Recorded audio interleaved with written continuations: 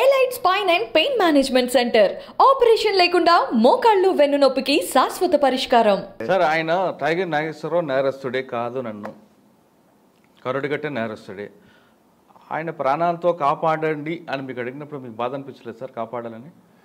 అంటే మనమే అక్కడ హెడ్ కాదుగా, పైన హైరార్కీ ఉంటుందిగా, డిపార్ట్మెంట్ డిసిషన్ ఉన్నప్పుడు నీకు కాల్చడానికి వీల్లేదు, నేను అక్కడ పోటాడుకెళ్తాను అక్కడ అంటే అక్కడ మీకు మానవత్వం చూపించుంటే బాగుంటుంది. మానవత్వం అందుకే నేను కాల్చడం మానేసాగా. అంటే మీరు కాల్చకపోయినా వేరే వాళ్ళతో కాల్చని అది కూడా నాకు అనవసరం, వాళ్ళు తీసుకెళ్ళి ఏం కూడా చేసుకొని మనకు అనవసరమే నేను సైలెంట్ అయిపోయాను. అది కూడా పాపమే కదా. పాపమే.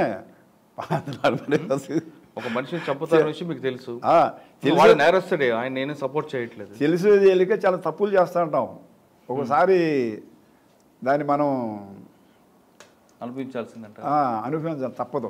టైగర్ నాగేశ్వరరావు ఎన్కౌంటర్ అయిన తర్వాత వాళ్ళందరూ వచ్చారు, మీ మీద ఇసుకంది వేశారు, అక్కడితో నేరాలు ఆగాయా లేదు తర్వాత కూడా కొనసాగాయా? ఆయన అనుచరులు ఎవరైనా వచ్చారు? తర్వాత కూడా జరిగినాయి నేరాలండి, నేరాలు ఏం ఆగల. ఇప్పుడు టైగర్ నాగేశ్వరరావు ద్వారా లబ్ధి పొందిన వాళ్ళకి చాలా మంది ఉన్నారట, అక్కడ దొంగతనం చేసి అందరూ ఉన్నారు, వాళ్ళందరూ తిరగబడ్డారు మరి మీ మీద? జనం వచ్చేసారు, సుమారు 7,000 మంది వచ్చేసి ఊరేగింపుగా ఒక ట్రాక్టర్ తీసుకొచ్చి ఆ పూలు జల్లి అయితే ఊరేగింపుగా దగ్గర ఒక రోజంతా పెట్టింది. అక్కడిని తీసుకెళ్ళాలంటే అన్ని బాగా మంచి ప్రొఫెషన్ తీసి చేసి చాలా టైం పట్టింది ఆ ఊరేగింపు అక్కడికి రీచ్ అవ్వడానికి. అక్కడ తీసుకెళ్ళి స్టోర్పురం తీసుకెళ్ళి ఆ రైల్వే ట్రాక్ పక్కనే చిన్న మందిరంలో కట్టారు వాళ్ళు. అవును, అక్కడ టైం పట్టిందండి. అభిమానులు ఉన్నారు బాగా అతనికి.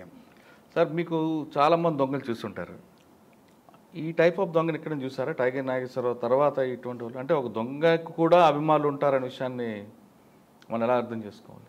దొంగలంటే పాలసీని బట్టి ఉంటుందండి. ఆడి సంపాదించుకుంటున్నాడా, నలుగురు ఉపయోగపడుతున్నాడా అనేది చూస్తారు కదా జనం.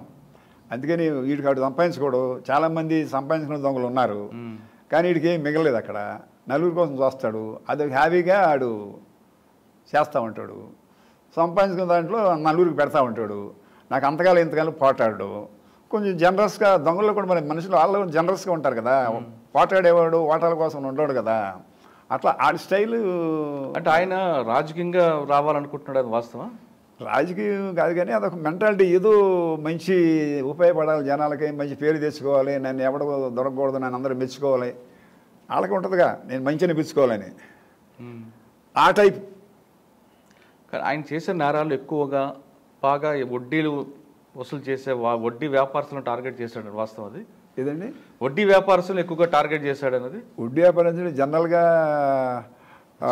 ఏరియాలో వడ్డీ వ్యాపారస్తులు కాదు కానండి, వడ్డీ వ్యాపారం ప్రత్యేకంగా ఎంచుకున్నాడు కాదు, ఈ గోల్డ్ షాపులు కానీ లేదా పెద్ద పెద్ద ఇళ్ళు కానీ అట్లా వాళ్ళ ముందు రిక్కీ చేస్తారు కదా,